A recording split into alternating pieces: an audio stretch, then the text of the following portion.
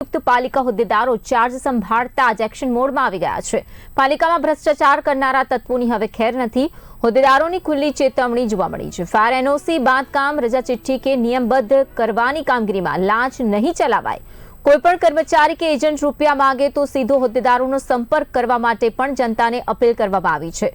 ભ્રષ્ટાચારના પુરાવા મળશે તો તુરંત જ કડકમાં કડક પગલાં લેવાશે તેવું પીપી સુજિત્રાએ જણાવ્યું છે। સાંસદ અને ઉર્જા મંત્રીના માર્ગદર્શન હેઠળ અમરેલીને સુંદર સમૃદ્ધ બનાવવાને લઈને પણ કહેવામાં આવ્યું છે।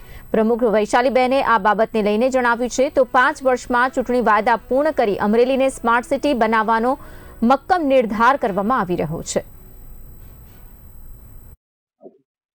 અમરેલી નગરપાલિકામાં બિનહરીફ તરીકે પ્રમુખ તરીકે ચૂંટાયેલ વૈશાલીબેન માંગરોળિયા અને ઉપપ્રમુખ તરીકે વિરલભાઈ પોપટ, કારોબારી ચેરમેન મૌલિકભાઈ ઉપાધ્યાય અને આ સમગ્ર ટીમ દ્વારા અમે આગામી 5 વર્ષમાં જે કંઈ ચૂંટણી ઢંઢેરામાં અમે જાહેરાત કરી છે કે તમે તમામ કામો પૂર્ણ કરશું અને અમરેલીને એક સ્માર્ટ સિટી તરફ આગળ લઈ જશું એની ચોક્કસ ખાતરી આપીએ છીએ। સાથે સાથે અમરેલી નગરપાલિકામાં એક પ્રમાણિકપણે શ્રેષ્ઠ વહીવટ કરવાનો પ્રયત્ન કરશું અને ખાસ કરીને અમરેલી આપના માધ્યમથી અમરેલી શહેરની જનતાને જણાવવાનું કે અમરેલી નગરપાલિકામાં ફાયરની એનઓસી લેવામાં કે નગરપાલિકાની રજા ચિઠ્ઠી લેવામાં કે તમારું બાંધકામ નિયમબદ્ધ કરવામાં કોઈ પણ જગ્યાએ નગરપાલિકાના કર્મચારી પૈસા માગે કે એના એજન્ટો પૈસા માગે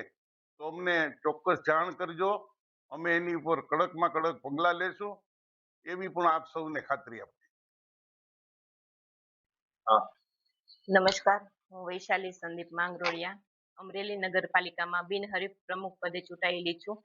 હું આગામી 5 વર્ષમાં સાંસદ શ્રી ભરતભાઈ સુતરિયા તથા આપણા લોકલાડીલા ધારાસભ્ય તથા ઉર્જા મંત્રી શ્રી કૌશિકભાઈ વેકરિયા તથા આપણા અમરેલીના સ્વપ્ન દ્રષ્ટા એવા શ્રી પીપી સાહેબના માર્ગદર્શન હેઠળ અમરેલીને સુંદર અને સમૃદ્ધ બનાવીશ એવી હું આપ સૌને ખાતરી આપું છું।